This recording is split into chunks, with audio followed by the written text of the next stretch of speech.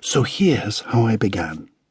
I was a tiny cherry pip in a blackbird's beak. The blackbird dropped me in an orchard below a town called Naples, and I fell to earth.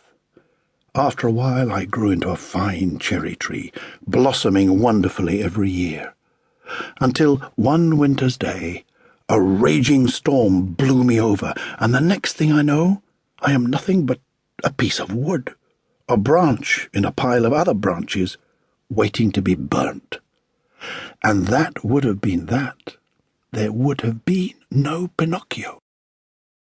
But, as luck would have it, along came an old woodcarver.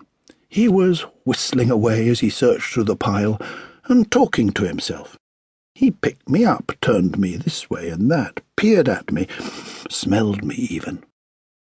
"This will do very well," he said. "Cherry wood, the best for carving.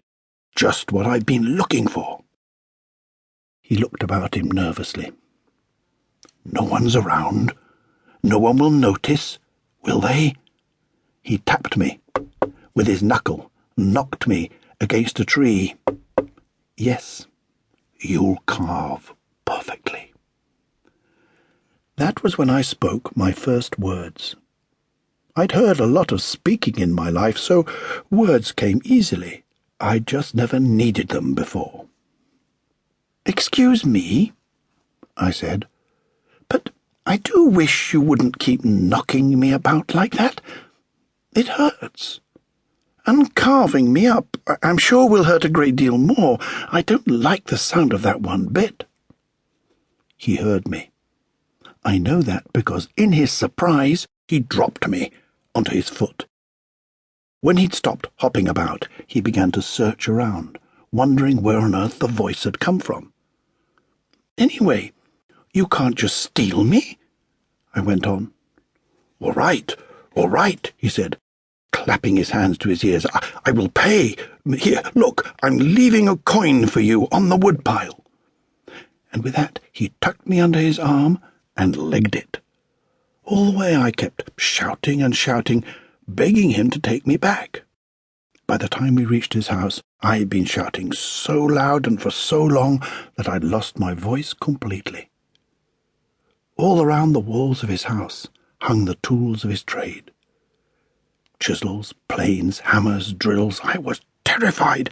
To me they were nothing but instruments of torture.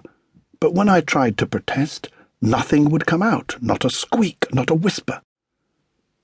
Then I saw the lady sitting by the fire, staring sadly into the flames. "Carissima mia," said the woodcarver, "see what I have for you, my darling." She turned and looked. "Not another log," she sighed. "How many times have you tried before? I want a real boy for a son, not a puppet.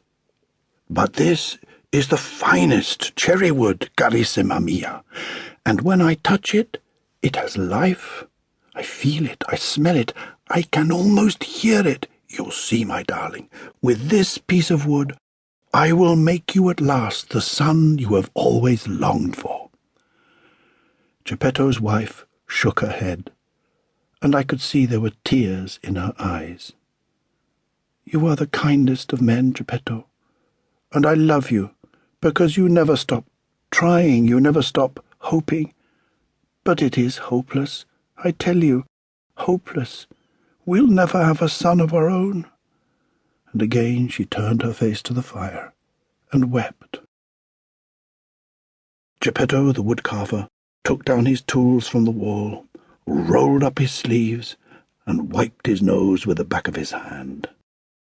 Then, looking down on me, he said, "I will make a boy of you, block of wood. I will make a son for my darling wife and me. So lie still and be good. It won't hurt." I was terrified. I tried to yell, I tried to screech, but no sound came out, so, of course, he heard nothing. But I need not have worried. Geppetto was right. It didn't hurt at all. It felt as